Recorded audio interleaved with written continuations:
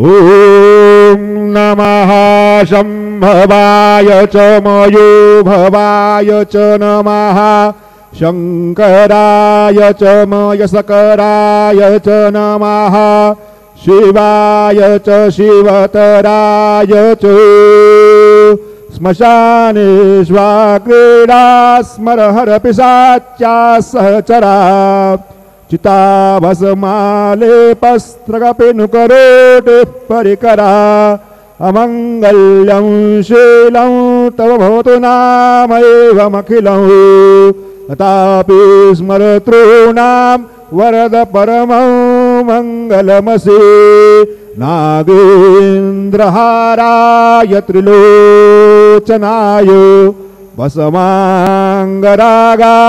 महेश्वराय नित्याय शुद्धाय दिगंबराय तस्मै नकाराय नमः शिवाय गुरुर्ब्रह्मा गुरुर्विष्णु गुरुर्देवो महेश्वरा गुरुः साक्षात् परब्रह्म तस्मै श्री गुरवे नमः।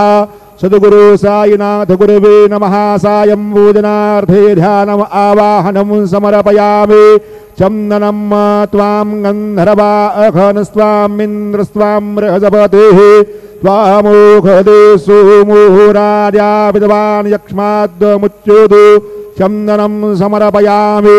अक्षन्नमे मदं दयवप्रिया अधोघतु अस्तु खतसवभानवो विप्राण विश्वजामदेजोजान् विन्द्रते हरे अक्षदान् समर्पयामि।